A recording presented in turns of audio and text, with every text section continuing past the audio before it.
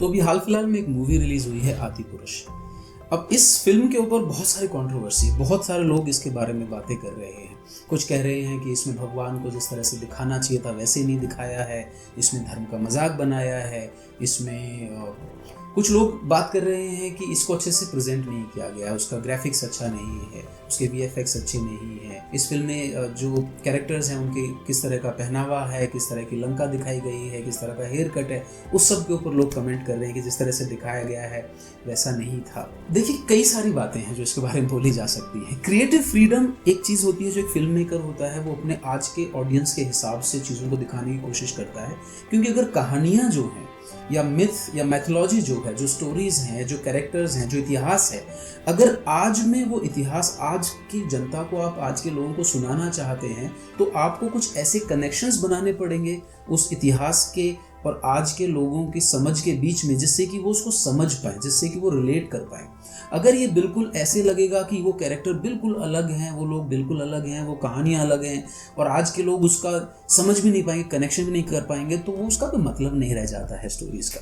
तो मेरा ये मानना है कि इतिहास जब कंटेम्प्रेरी जनरेशंस को सुनाया जाए, दिखाया जाए, बताया जाए, तो उसको उस तरह से प्रस्तुत किया जाए जहाँ पे कि आप सच को तोड़े मरोड़े ना, पर उसको अडेप्ट ज़रूर करें आज की जो जनरेशन है उसके लिए। अदरवाइज़ तो वो कहानी उसके समझ में नहीं आएगी, उसमें से कुछ वो सीख नहीं ले पाएगा और उसको अपने जीवन में लेके नहीं आ पाएगा, उसका कोई मतलब नहीं रह जाता है। यहाँ तक तो मैं कहूँगा कि क्रिएटिव फ्रीडम लोगों को होनी चाहिए और वो आज के समाज के हिसाब से, लोगों के हिसाब से अपनी कहानियों को, अपने स्टोरीज़ को, किरदारों को उस तरह से प्रस्तुत करें, ये मिलना चाहिए। मैं ये जरूर मानता हूँ कि फिल्म में लेजी काम बहुत हुआ है। जो प्रस्तुति है, जिस तरह से प्रेजेंटेशन किया गया है, वो और खूबसूरत हो सकता था, वो बेहतरीन हो सकता था, अच्छा दिखाया जा सकता था। हिस्टोरिकल कॉन्टेक्स्ट में मैं बिल्कुल भी नहीं जाना चाहता, क्योंकि वो बहुत ही कॉम्प्लिकेटेड सी कहानी है। लोग किस तरह से अपनी भावनाएं जोड़ते हैं, किस तरह से नहीं जोड़ते हैं, वो अलग कहानी है। लेकिन मैं ये जरूर मानता हूँ कि आपके दिमाग में चीजों को लेके, भगवानों को लेके, कहानियों को लेके, धर्म को लेके एक पिक्चर बनी हुई होती है, और ये जो ट्रेडिशन है जिस तरह से होता आया है, वो जब कोई बदलने की कोशिश करता है तो आप उसको समझ नहीं पाते, आप उसको एक्सेप्ट नहीं कर पाते हैं। सनातन धर्म में धर्म के बारे में बड़ी अच्छी सी डेफिनेशन दी गई है, जो कि इस बात को समझाती है कि धर्म रीति और नीति, यानी कि जो ट्रेडिशन है और जो लॉज हैं, उनके पालन करने को धर्म नहीं कहते हैं। क्योंकि रीति जो है, ट्रेडिशन जो है, वो समाज के हिसाब से, कॉन्टेक्स्ट के हिसाब से, जरूरत के हिसाब से बदलती रहती है। बहुत रीतियां जो पहले फॉलो होती थी हमने छोड़ दी हैं। तो इंसानियत, ह्यूमैनिटी, सिविलाइजेशन आगे तभी बढ़ती है जब रीतियां बदलती रहती हैं। नीतियां जो कि लॉ है, जो काम करने का तरीका है, क्या सही है क्या गलत है, वो भी समाज के हिसाब से बदलता है।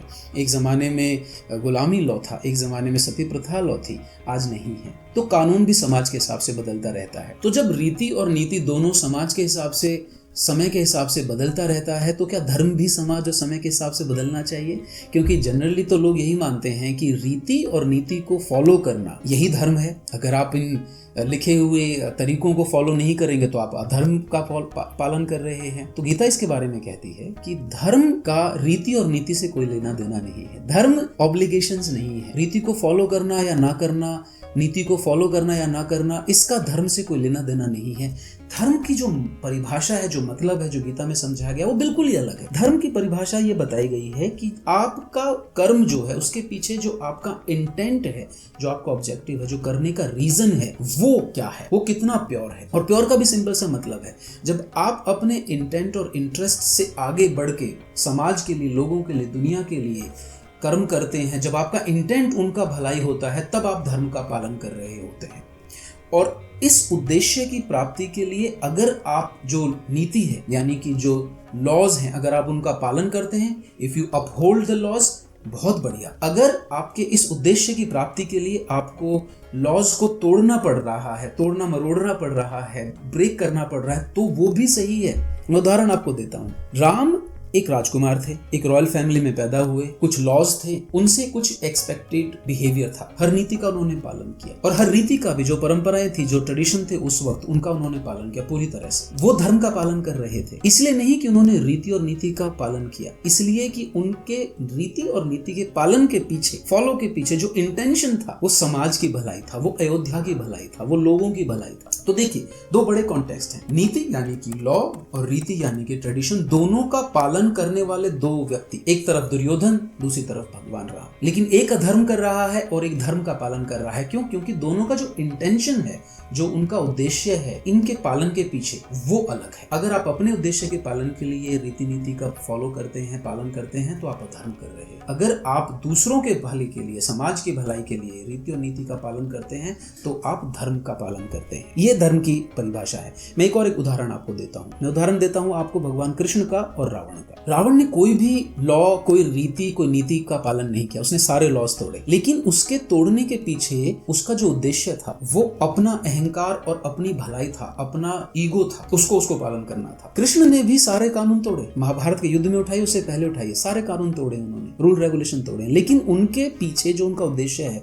वो समाज की भलाई है। वो उद्देश्य जो है वो प्योर है। तो अगर आप किसी और के लिए, समाज के लिए, दुनिया के लिए, उनके भले के लिए सोच रहे हैं और कर्म कर रहे हैं, तो उस कर्म के रास्ते में चाहे आपको रीतियों का पालन करना पड़े, नीतियों का पालन करना पड़े, या रीति और नीति दोनों को तोड़ना पड़े, तो वो सही है, वो धर्म हुआ। और अगर आप अपने लिए ही सोच रहे हैं और अपने इंटरेस्ट को दूसरों के इंटरेस्ट के ऊपर रख रहे हैं और फिर आप कानून का या फिर ट्रेडिशन का हवाला देते हैं कि जी नहीं, इस वजह से मैं कर रहा हूं, लेकिन आपका ऑब्जेक्टिव उद्देश्य जो है वो अपनी भलाई है, तो आप अधर्म का पालन करें। ये बहुत ही इंपॉर्टेंट बात है जो गीता में बार बार उदाहरण के जरिए और हमारे पूरे सनातन धर्म में बहुत सारे पुराणों में, उपनिषदों में बताई गई है। लेकिन लोग भूल जाते हैं, कहानी के अंदर जो मर्म में छुपी हुई बात है वहां तक नहीं पहुंच पाते हैं, उद्देश्य नहीं समझ पाते हैं, उसकी फीलिंग नहीं समझ पाते हैं, और बस कुपड़ और अनपढ़ के बीच की लड़ाई में उलझे रह जाते हैं।